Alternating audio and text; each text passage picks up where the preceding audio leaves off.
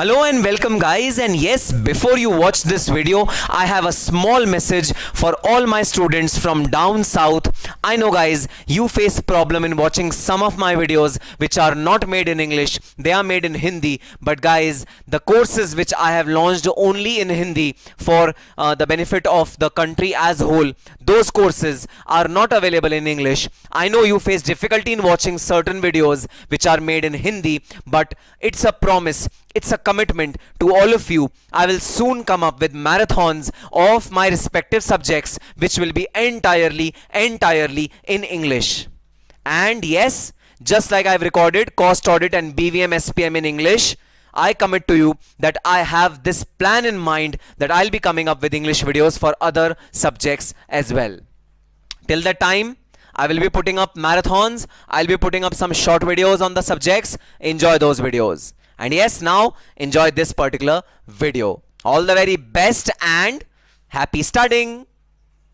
तो भाई ज़्यादा पुराना सेक्शन नहीं है, ये जो मेजर अपने इफेक्टिव रूप में आया, रौद्र रूप में आया, बहुत ज़्यादा स्ट्रॉन्ग रूप में आया, वो आया 2001 में.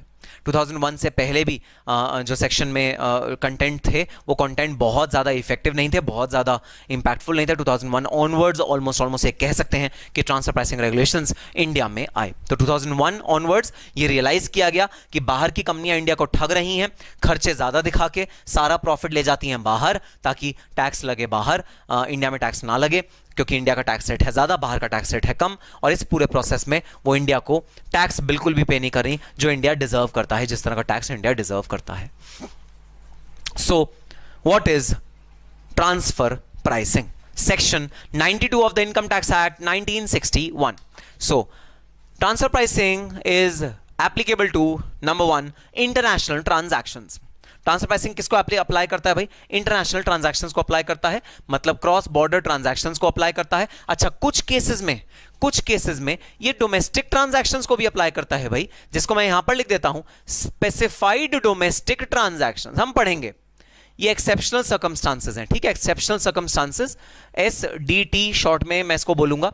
कुछ ऐसे डोमेस्टिक ट्रांजैक्शन पे होंगे जिस पे अप्लाई करेगा.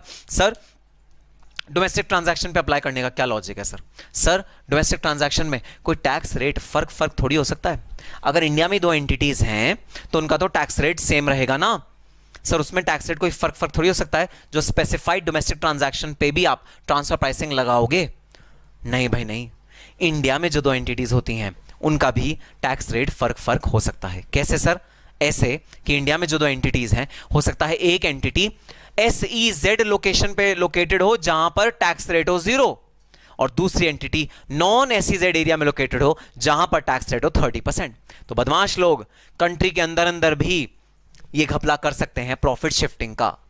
तो कुछ ऐसी स्पेसिफिक ट्रांजैक्शंस जिनको हम नाम देंगे स्पेसिफाइड डोमेस्टिक ट्रांजैक्शन, जो मैं आगे चल के आपको पढ़ाऊंगा, वो भी अप्लाई हो जाती हैं ट्रांसफर प्राइसिंग के रेगुलेशन के under. But primarily transfer pricing is applicable to international transactions. What is an international transaction? International transaction is a transaction in which at least there is one non-resident, at least एक non-resident जहां पर होता है उसे बोला जाता है international transaction.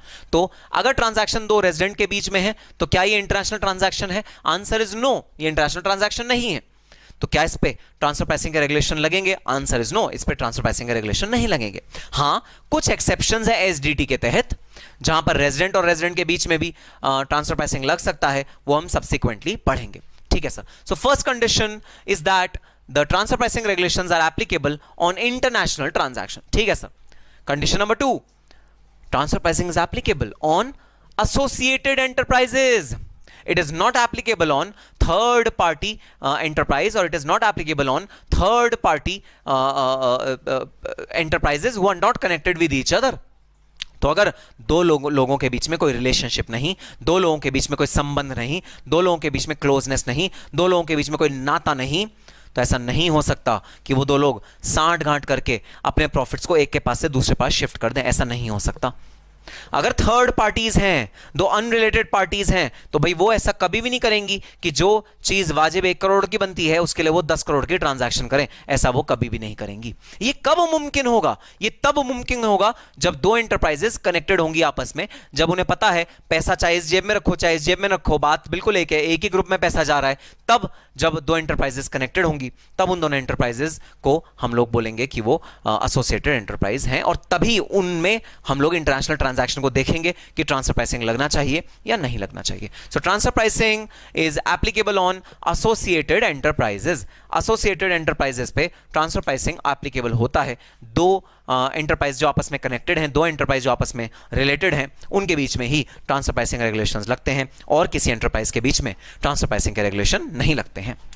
अब सर, ये बड़ी मुद्दे की बात होगी, बड़ी गहन बात होगी, और बड़ी ही चिंता का विषय होगा कि कौन सी एंटिटीज को एसोसिएटेड एंटरप्राइज बोला जाएगा, क्योंकि हर एसएससी चाहेगा कि हम एसोसिएटेड एंटरप्राइज एई की कैटेगरी में ना आए, क्योंकि अगर हम एई के कैटेगरी में आ गए तो जो भी इंटरनेशनल ट्रांजैक्शन होगी बिटवीन टू एईज वो ट्रांसफर प्राइसिंग के अकॉर्डिंग स्क्रूटिनी में आ जाएगी। हाँ भाई हाँ, तो इंटरनेशनल ट्रांजैक्शन में ट्रांसफर प्राइसिंग लगने से बचने के लिए सबसे बढ़िया तरीका, एई से बाहर निकल जाओ।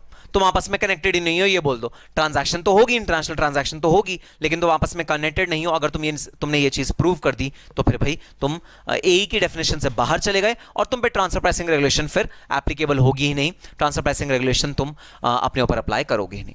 तो अब सवाल ये उठता है, सर एई किन दो एंटरप्राइज को बोलते हैं?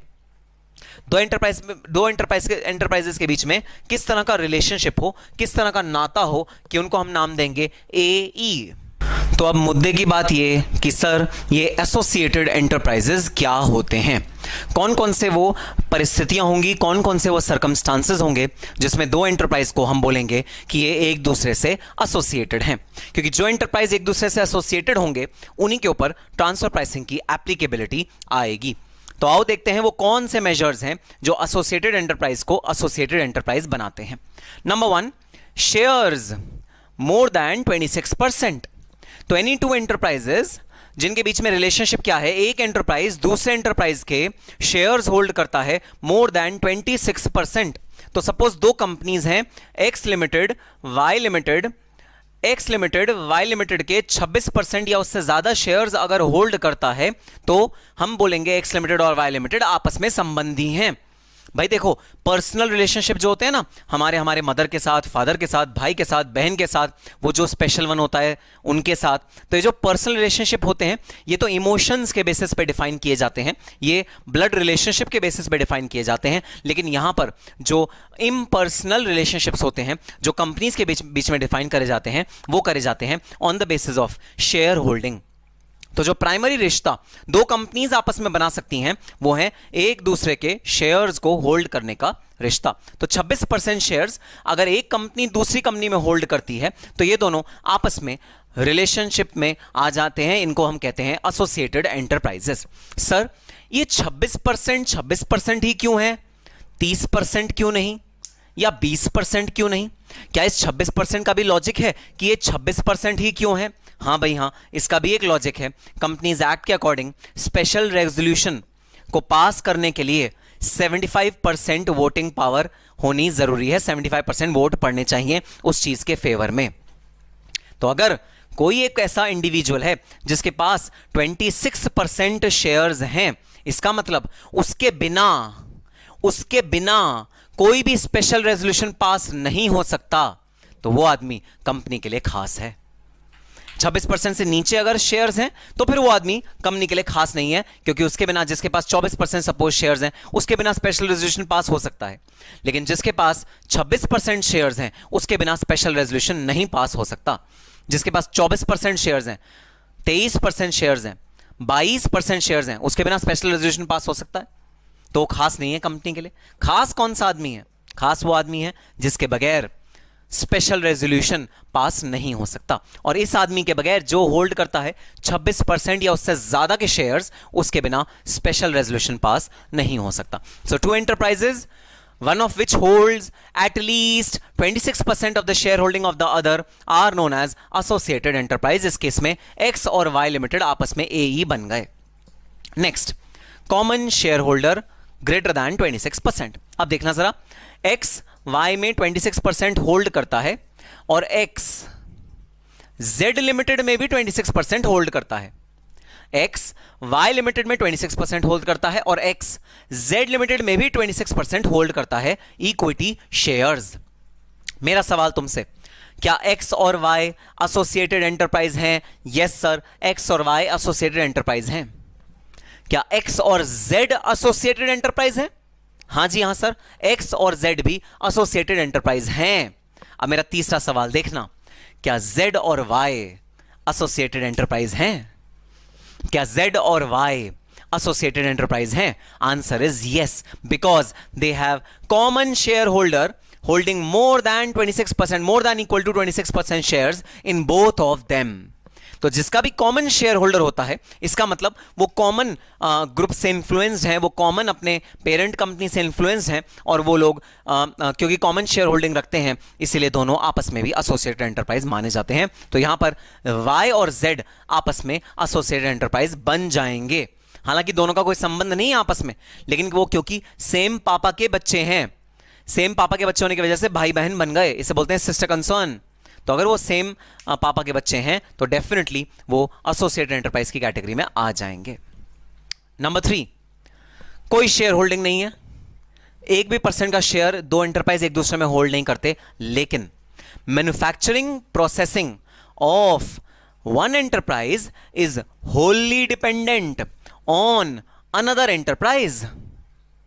कोई रिलेशनशिप नहीं है शेयर होल्डिंग का, कोई शेयर एक दूसरे में नहीं है, किसी भी तरह की शेयर होल्डिंग नहीं रखते भाई एक दूसरे में, लेकिन कुछ ऐसा है जिसकी वजह से एक एंटरप्राइज अपने प्रोडक्शन के लिए 100% निर्भर करती है दूसरी एंटरप्राइज पे।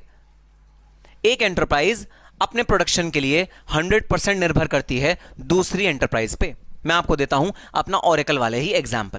भाई Oracle US, Oracle India, suppose ये दोनों, मैंने तो अपने एग्जाम्पल में बोला था दोनों होल्डिंग सब्सिडरी रिलेशनशिप वाले हैं। सपोज ये दोनों होल्डिंग सब्सिडरी रिलेशनशिप वाले नहीं हैं, इन दोनों के बीच में होल्डिंग और सब्सिडरी का रिलेशनशिप नहीं है सपोज, लेकिन इन दोनों के बीच में रॉयल्टी का तो रिलेशनशिप है।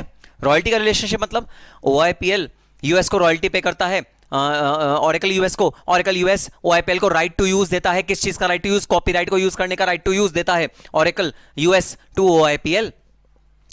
शेयर होल्डिंग नहीं है कॉमन, तो बताना क्या ओरेकल इंडिया का धंधा चल पाएगा बिना ओरेकल यूएस के उस राइट को लिए हुए? Answer is no. जब तक ओरेकल इंडिया के पास राइट नहीं होगा, कॉपीराइट नहीं होगा ओरेकल के सॉफ्टवेयर को रिप्रोड्यूस करने का, ओरेकल इंडिया का धंधा चल ही नहीं सकता। तो if the manufacturing or processing of one enterprise is wholly dependent, 100% dependent है on another enterprise, दूसरे एंटरप्राइज पे 100% डिपेंडेंट है। तो जैसे OIPL की वर्किंग 100% ओरेकल इंक पे डिपेंडेंट है, इस केस में ओरेकल इंडिया और ओरेकल यूएस आपस में एसोसिएटेड एंटरप्राइज बन जाएंगे, डिस्पाइट ऑफ द फैक्ट कि दोनों के बीच में किसी भी तरह का कोई शेयर होल्डिंग नहीं है। आइडिया देखना, आइडिया क्या है? आइडिया ये है, मैं उन केसेस को छांट के लाना चाहता हूं जिन जिन केसेस में इंफ्लुएंस आ सकता है एक पार्टी का दूसरी पार्टी पे। सिंपल सी बात, मैं उन केसेस को छांट के लाना चाहता हूं जिन जिन केसेस में एक पार्टी का इंफ्लुएंस आ सकता है दूसरी पार्टी पे। तो भाई देखो, ओरेकल यूएस अगर अपना सॉफ्टवेयर ओरेकल इंडिया को दे रही है यूज करने के लिए, तो नेचुरल सी बात है ओरेकल यूएस का इंफ्लुएंस आ गया ओरेकल इंडिया पे, डिस्पाइट ऑफ द फैक्ट की शेयर होल्डिंग कॉमन है या नहीं है, कोई फर्क नहीं पड़ता, इन्फ्लुएंस तो आ गया। तो मैं यहां पर देख रहा हूं इन्फ्लुएंस के बेसिस में मैं बोलूंगा कि दो पार्टीज एसोसिएटेड एंटरप्राइज हैं या नहीं। अगर इन्फ्लुएंस है तो मैं बोलूंगा एसोसिएटेड एंटरप्राइज हैं, अगर इन्फ्लुएंस नहीं है तो मैं बोलूंगा एसोसिएटेड एंटरप्राइज नहीं है। So this is the third way in which influence can be proved. Fourth way, 90% of raw material supplied by an enterprise and price are influenced by such enterprise. अब देखना बहुत इंपॉर्टेंट चीज, कोई share holding नहीं है भाई, दोनों enterprise ए और बी दो एंटरप्राइज हैं, तो यहां पर बना लेते हैं ए बी दोनों एंटरप्राइज हैं, और ए लिमिटेड बी लिमिटेड को रॉ मटेरियल सप्लाई करता है। 90% रॉ मटेरियल जो बी लिमिटेड यूज करता है वो कहां से आता है? ए से आता है। 90% रॉ मटेरियल ए से आता है बी के पास। 90% of raw material supplied by an enterprise, 90% A limited B limited को रॉ मटेरियल भेजता है, मतलब बी लिमिटेड निर्भर है ए लिमिटेड के रॉ मटेरियल पर। जैसे यहां तो उसका पूरा बिजनेस ही निर्भर था, यहां रॉ मटेरियल निर्भर है, तो रॉ मटेरियल 90% के एक्सटेंट तक निर्भर है बी लिमिटेड का रॉ मटेरियल ए लिमिटेड पे ए लिमिटेड बेचता है, और जो प्राइसिंग है वो भी ए लिमिटेड ही गवर्न करता है, वो भी ए लिमिटेड ही डिटरमाइन करता है।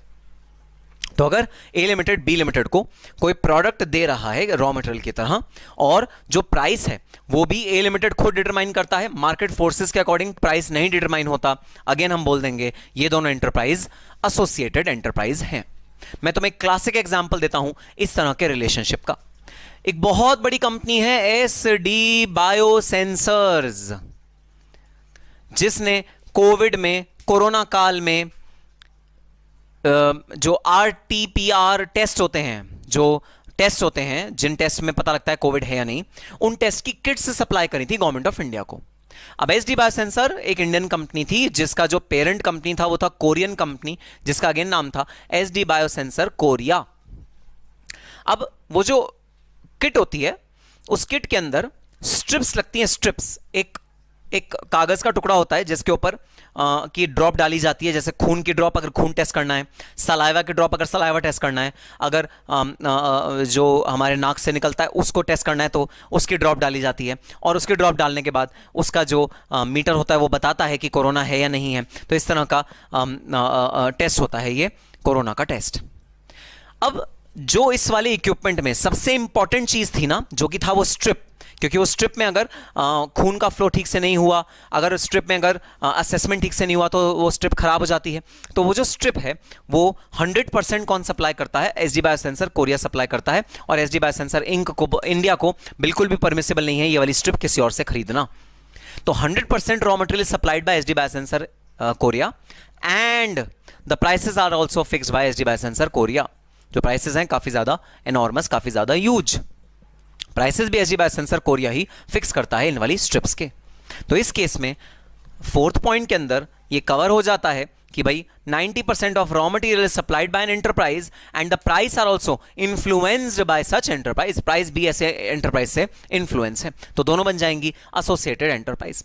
हालांकि इस केस में प्रैक्टिकली तो ये वैसे ही एसोसिएटेड एंटरप्राइज बनेंगी क्योंकि इनका 100% होल्डिंग सब्सिडरी का रिलेशनशिप है। लेकिन आपको एग्जाम्पल देने के लिए मैंने बताया इस वाले केस में भी हम लोग एसोसिएटेड एंटरप्राइज डीम कर लेते हैं। ठीक है sir. Then next, selling price और terms and conditions are influenced by other enterprise. अब ये बड़ी इंपॉर्टेंट चीज है भाई, सेलिंग प्राइस और terms and conditions are influenced by other enterprise. अब सुनना इसका एग्जांपल, जरा एग्जांपल सुनने से पहले जरा मुझे बता दो कि सेलिंग प्राइस कौन डिटरमाइन करता है, बायर या सेलर? सेलिंग प्राइस को डिटरमाइन करने का अधिकार किसका है, बायर का या सेलर का? सेलिंग प्राइस कौन डिटरमाइन करता है, बायर करेगा या सेलर करेगा? सर बायर करेगा, बायर इज द किंग, जो खरीद रहा है वो किंग है, वो करेगा सेलिंग प्राइस डिटरमाइन। नालायक, फिलोसफिकल बातें मत करो मेरे से यहाँ पर। 11th-12th की सिविक्स में जो हम पढ़ते थे वो सब चीजें मत करो, प्रैक्टिकली बताओ। अगर तुम जाओ एप्पल आईफोन के शोरूम पे और उनसे बोलो मुझे आईपैड चाहिए और मेरे पास ये 10 रुपए हैं, लो 10 रुपए ले लो और आईपैड दे दो, क्या करेंगे? वो मार मार के बाहर भगाएंगे तुम्हें एप्पल के स्टोर से। तो buyer never fixes the price, price is always fixed by the seller. Seller हमेशा प्राइस फिक्स करता है, और अगर उसमें चेंज करने की जरूरत होती है तो वो भी कौन करता है? सेलर ही चेंज करता है। अब भाई दो एंटरप्राइज हैं, ए लिमिटेड बी लिमिटेड। ए लिमिटेड बी लिमिटेड को कुछ फिनिश गुड्स सप्लाई करता है। ए लिमिटेड हो गया सेलर, बी लिमिटेड हो गया बायर। दोनों के बीच में कोई होल्डिंग सब्सिडरी रिलेशनशिप नहीं है, कोई शेयर होल्डिंग नहीं है, कोई मैन्युफैक्चरिंग प्रोसेस डिपेंड नहीं करता, कोई रॉ मटेरियल डिपेंड नहीं करता। लेकिन जो फिनिश गुड्स का प्राइस होता है वो हमेशा बी लिमिटेड डिसाइड करता है। बी लिमिटेड के पास राइट है, जो बायर है उसके पास राइट है कि मैं कितना गुड किस प्राइस का खरीदूं, ये बायर डिसाइड करता है, ये सेलर डिसाइड नहीं करता। मतलब उल्टी गंगा बह रही है। अगर कहीं भी तुम देख लो ऐसी उल्टी गंगा बहती हुई, समझ लेना ये दोनों एसोसिएटेड एंटरप्राइज हैं। इन दोनों में ऊपर से नहीं दिख रहा, ऊपर से नहीं दिख रहा, लेकिन अंदर से कुछ ना कुछ सांठ गांठ है, अंदर से कुछ ना कुछ कनेक्शन है, जो ऊपर से तो नहीं दिख रहा लेकिन अंदर से है।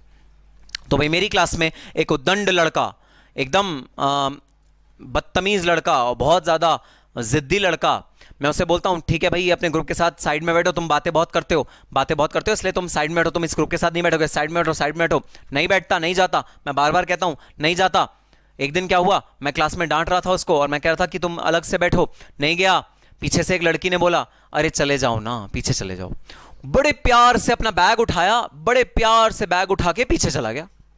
तो बताना, अगर टर्म्स एंड कंडीशन और प्राइसेस कोई और डिटरमाइन कर रहा है तो क्या यहां से आपको इंडिकेशन मिला कि दोनों में कुछ एसोसिएशन है? अब इस एग्जांपल से बड़ा अच्छा समझ में आया होगा, है ना नालायक। जब प्रैक्टिकल बिजनेस के एग्जांपल दो तब नहीं समझ में आता, अब इस एग्जांपल से तो बड़ा अच्छा तुम्हें समझ में आया होगा, एकदम कंसेप्ट क्लियर हो गया होगा। नालायक। ओके, तो लॉजिक वही है भाई, अगर किसी भी ट्रांजैक्शन में प्राइस और terms and condition buyer determine करता है इंस्टेड ऑफ सेलर, मतलब उल्टी गंगा बह रही है, उस केस में मैं कहता हूं there is a associate enterprise connection, दोनों एंटरप्राइज के बीच में एसोसिएट कनेक्शन है। तो नेक्स्ट फैक्टर क्या है सर? नेक्स्ट फैक्टर है कॉमन कंट्रोल बाय इंडिविजुअल और HUF और रिलेटिव देयर ऑफ। इसका क्या मतलब सर? इसका मतलब ये, जब एक इंडिविजुअल दो एंटिटीज को या दो ऑर्गेनाइजेशन को कंट्रोल करता है तो वो दोनों एंटरप्राइज आपस में एसोसिएटेड एंटरप्राइज हो जाती हैं। तो सपोज मिस्टर ए हैं, मिस्टर ए के दो प्रोप्राइटरशिप बिजनेस है, ABC प्रोप्राइटरशिप, एक ABC है, एक है XYZ, दोनों को ही कौन कंट्रोल कर रहा है? मिस्टर ए कंट्रोल कर रहे हैं, तो दोनों एंटरप्राइज आपस में एसोसिएटेड एंटरप्राइज हो जाएंगी। अब इसी तरह अगर कोई HUF दो एंटरप्राइजेस को कंट्रोल कर रहा है और दोनों एंटरप्राइज आपस में एक दूसरे से कोई रिलेशनशिप नहीं है, लेकिन HUF दोनों का कंट्रोलिंग अथॉरिटी है, तो अगेन वो दोनों एंटरप्राइज आपस में एसोसिएटेड एंटरप्राइज हो जाएंगी। सर अब अगर ऐसा हो कि इंडिविजुअल एंटरप्राइज 1 को कंट्रोल करता है और इंडिविजुअल का कोई रिलेटिव एंटरप्राइज 2 को कंट्रोल करता है, तो भी क्या सेम प्रिंसिपल अप्लाई करेगा? हाँ जी हाँ, सेम प्रिंसिपल तब भी अप्लाई करेगा जब मिस्टर ए ABC को कंट्रोल करता है और मिस्टर ए की वाइफ मिसेस ए XYZ को कंट्रोल करती हैं, तो ABC और XYZ आपस में एसोसिएटेड एंटरप्राइज कहलाएंगी। So common control by individual और HUF और रिलेटिव देयर ऑफ, उनका रिलेटिव भी अगर कोई होगा जो कंट्रोल कर रहा होगा, तो वो वाली एंटरप्राइजेज आपस में एसोसिएटेड एंटरप्राइजेज कहलाएंगी।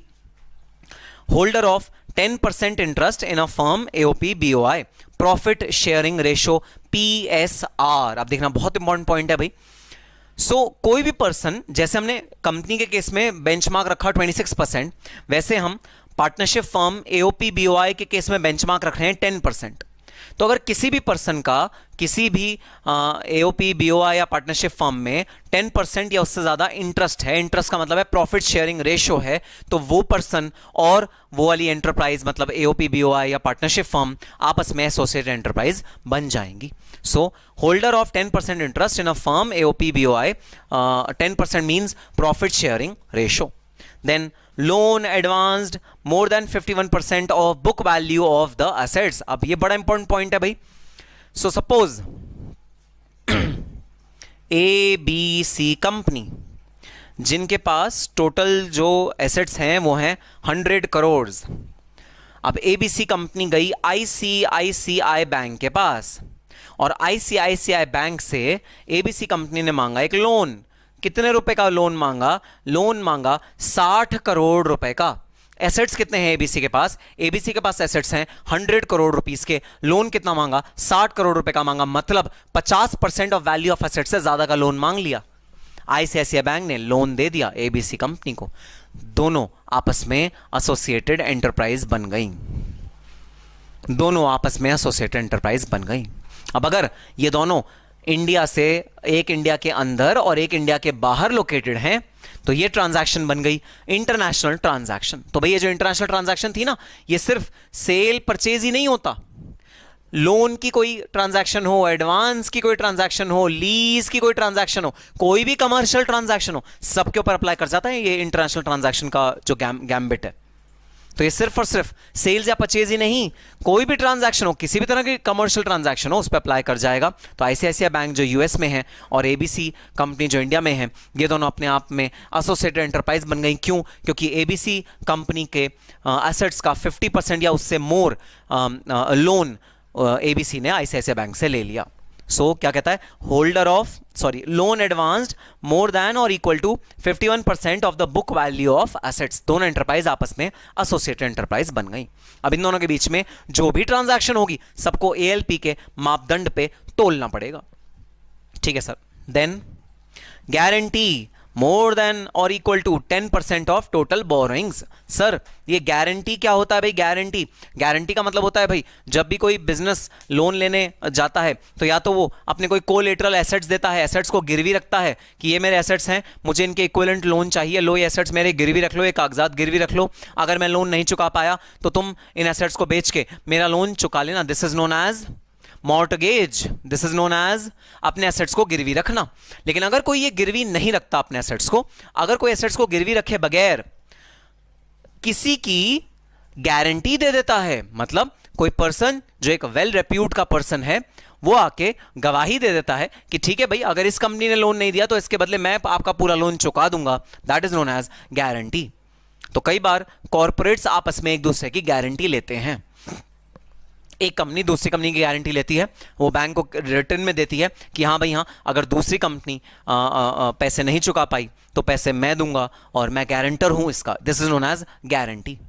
तो अगर किसी भी एंटरप्राइज ने गारंटी दी है किसी और एंटरप्राइज के बिहाफ पे और टोटल बोरिंग के 10% से ज्यादा अमाउंट की गारंटी दे दी, तो फिर भाई ऐसे सिचुएशन में दोनों एंटरप्राइज को बोला जाएगा एसोसिएटेड एंटरप्राइज। एक एग्जांपल लेते हैं, X limited, Y limited. Y limited के ऊपर जो इस समय लोन चढ़ा हुआ है वो चढ़ा हुआ है 100 करोड़। 100 करोड़ में से 20 करोड़, दोनों के बीच में कोई रिलेशनशिप नहीं है, 100 करोड़ में से 20 करोड़ जो लोन चढ़ा हुआ है उसकी गारंटी जो वाई लिमिटेड की है, 20 करोड़ रुपए की गारंटी वो आईसीआईसीआई बैंक को वाई लिमिटेड के बिहाफ पे किसने दे दी? एक्स लिमिटेड ने गारंटी दे दी आईसीआईसीआई बैंक को वाई लिमिटेड के बिहाफ पे। कितने रुपए के लोन के लिए? 20 करोड़ के लोन के लिए। एक्स लिमिटेड ने लिखित में क्या दिया आईसीआईसीआई बैंक को? एक्स लिमिटेड ने लिखित में दिया अगर वाई लिमिटेड 20 करोड़ रुपए तक का लोन नहीं चुका पाएगा तो 20 करोड़ रुपए मेरे से ले लेना। Is it more than 10% of the total loan which is due with Y Limited? Yes, it is more than 10%. If it is more than 10%, then X Limited and Y Limited are associated enterprises. तो तुम देख रहे हो क्या हो रहा है? क्या हो रहा है सर? हो ये रहा है, इन्फ्लुएंस करने की क्षमता देखी जा रही है। किन किन परिस्थितियों में एक एंटरप्राइज दूसरे पे अपना कमांड कर सकती है, अपना इन्फ्लुएंस कर सकती है और वो अपनी बातों में उसको मना के इस तरह की कोई हरकत कर सकती है कि 1 करोड़ रुपए की चीज बुक्स में वो दिखाए 10 करोड़ रुपए की। इस तरह की कोई हरकत करने के लिए इन्फ्लुएंस होना जरूरी है और इन सारे पॉइंट्स में से इन्फ्लुएंस सामने निकल के आ रहा है। तो it's all about influence which one company has on another, which one enterprise has on another. जी सर, बिल्कुल।